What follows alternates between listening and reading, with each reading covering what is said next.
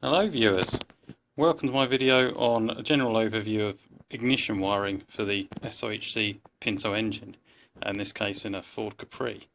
Why am I making this video? There's probably loads on the internet. Well, I finally got my car running after about 18 months of trial and error and problems and learning. I've been reading books, looking on forums, trying to search for videos on YouTube, and whilst there's a lot of information out there, I really struggled to find out a wiring setup for my exact setup of engine. So this might help you, it might not, but if you've got a setup the same as mine and you're learning this sort of stuff for the first time, hopefully it'll be useful to you. So the first thing we're going to look at is the wiring for the ignition coil. Here's where the coil is mounted on my engine. It doesn't really matter where it is, but you'll usually find it on the inside of the passenger wing. Before we go into detail on the wiring though, I'll just give you a quick overview of the engine just so you can see if it matches yours or not, because wiring does differ depending on a lot of different factors. So mine's a Pinto. It's got different pistons in, so it runs at about 2.1 litre capacity. It's got a fast cam and a few other bits and pieces. It's got two Weber 45s. They're probably a bit overkill for this engine, but basically I saw a good deal on them and they're actually cheaper than the 40s, so I bought them for that reason. They're running off an electric fuel pump at the moment based in the engine bay. At some point in the future I might put an electric one in the boot, but I can't be bothered with the wiring at the moment. It's got, because the Weber carbs don't run vacuum advance, it's got a special distributor from H&H which eliminates the need for a vacuum advance, and it's also got the electrical conversion built into the whole thing, so you don't need to do an aftermarket electrical conversion. If you don't have this type of distributor, you can run a normal one, but you'll need to get a company to put a different spring in to eliminate the need for a vacuum advance, and then your own electrical ignition system kit in. Or you can run off points and condensers if you want to stay traditional.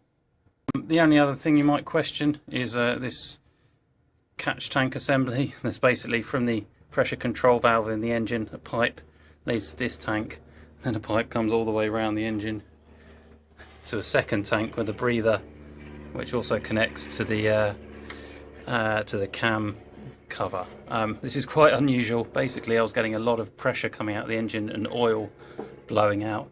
I think possibly the piston rings are a bit worn and they need looking at, but for the time being I find this arrangement allows the gases to vent without the oil going everywhere. So then, onto the ignition coil. To get a better look at this, I'll remove the king lead from the top.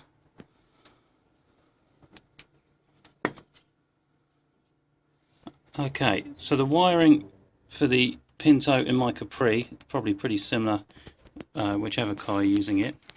It's got quite a few more wires on it than I'd seen in diagrams and in books, which did confuse me at first. So I'll give you an overview of what they all do.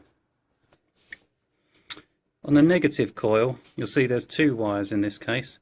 There's a black one and a green one. The green one simply goes to your rev counter, and that's where the rev counter gets the engine RPM from. So it doesn't play a part in the running of the engine, it runs fine without it, but it's attached to the negative terminal on the coil. The black wire goes through this trunking and is the black wire that comes directly out of the distributor, connects directly to the coil. That's it for the negative terminal. It's the simpler one of the two.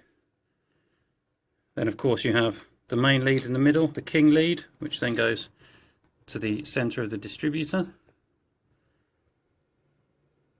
and then you come to the positive terminal.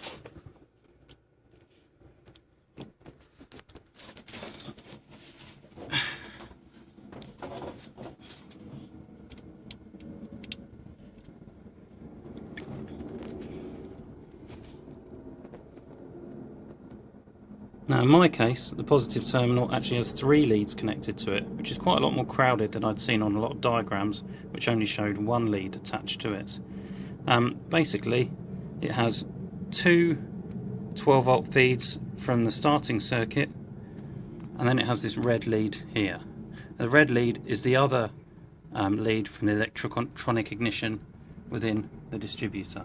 The distributor has two leads, a black and a red, Black goes on to negative, red goes on to positive. Quite simple.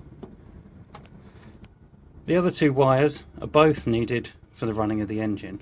You have the black and yellow wire here, and that goes down to the starter motor, which you can probably just about see down in the depths of the engine under there. That provides the initial starting jolt to get the engine going. That's basically the feed when you turn the key all the way to running and then a bit further to start. That's where the juice comes from for the coil there.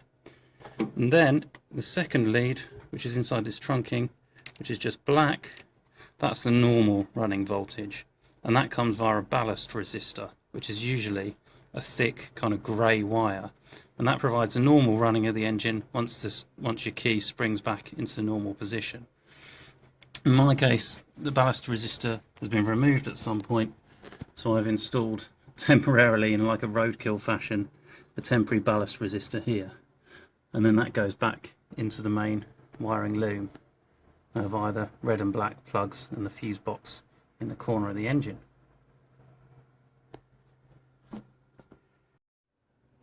And the only other real parts of the ignition circuit is the main ignition lead wires. You have the king lead, as we described earlier, coming from the distributor, coming from the coil to the distributor. Then you have the main wires to each of the spark plugs, and you can see in the manual which configuration, but it's nearly always 1, 3, 4, 2, I believe. So you have, it fires in the order 1, 3, 4, and then 2. And obviously the whole engine running will depending on the timing, both the distributor in time, the electrical timing, and the cam and the crank being in time with each other as well. So that's all there is to it. So I hope you found this useful, and thanks for watching.